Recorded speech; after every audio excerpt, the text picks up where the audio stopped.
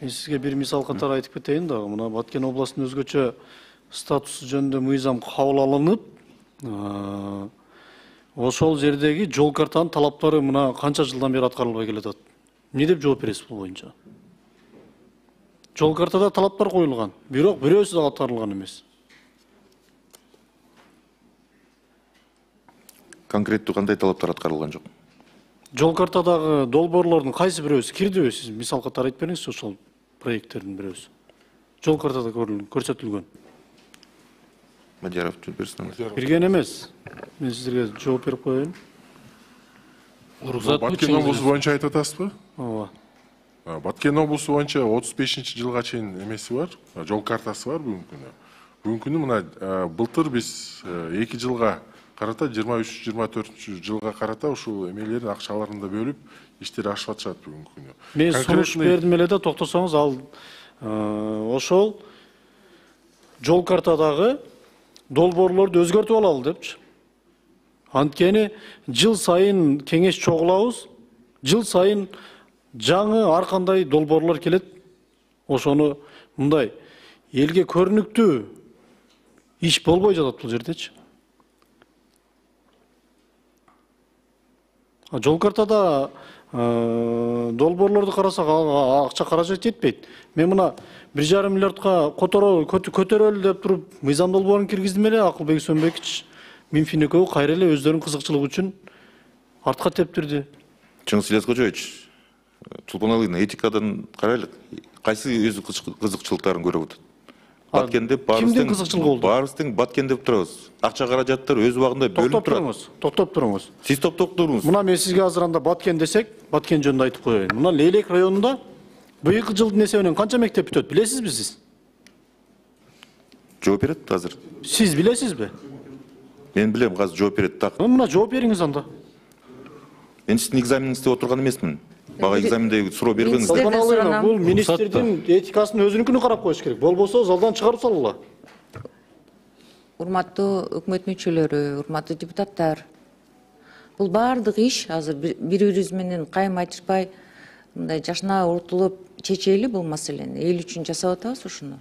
Анан бул жерде бири-бирибиздин амбициябызга тийбей жашына сый урмат менен бири-бирибиз менен жакшы бүтүрүп алайлы. Жакшы иш башталды, ушул жакшы ишти жашына бүтүрөлү. Азыр урушкан менен, талашкан менен эчтеке табылбайт. Мен баарын түшүнүп атам. Реформа эч качан мындай чатагы жок бүтпөйт. Бирок ошон үчүн мына отурабыз да жогорку кеңештечи бири-бирибизге айтып түшүндүрүп, азыр элибиз угуп атат, сиздерди карап атат. Сиздерден суранам, бири-бирибизди сыйлайлы. Уруксатпы? Данияр Жолдош, жооп бербейсизби? Канча мектеп бүтүп атат? Жооп берчү орган азыр жооп берет сизге. Гострой барбы? Табыр кылып туруңуздар. Гострой барбы? Чыкырды эле Гострой. Өкүлдүн орун басары Тимурма, уруксатпы мен ушул суроого?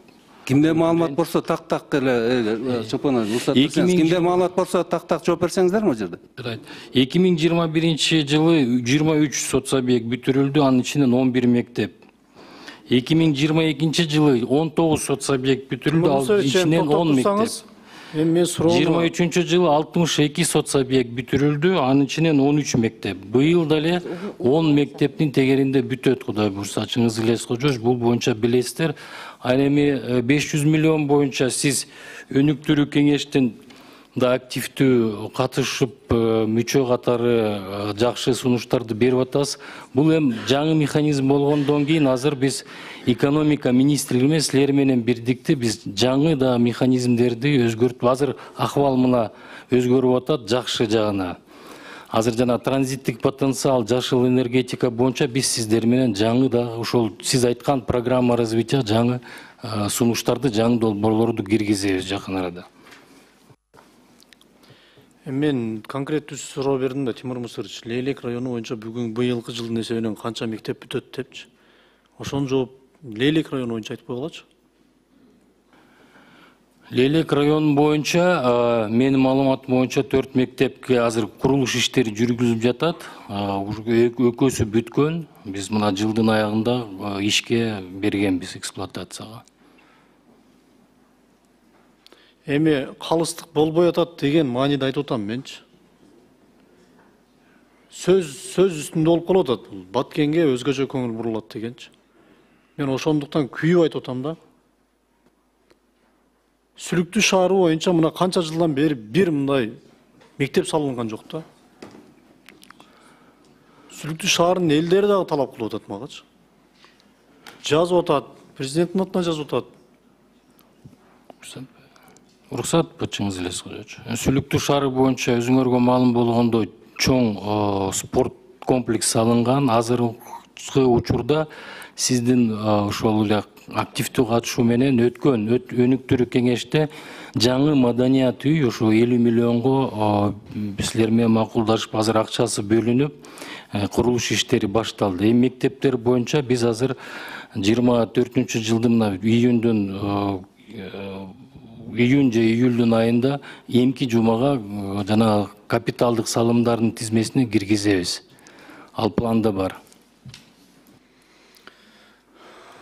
Түшүнүктүү, абдан өкүнүчтүү.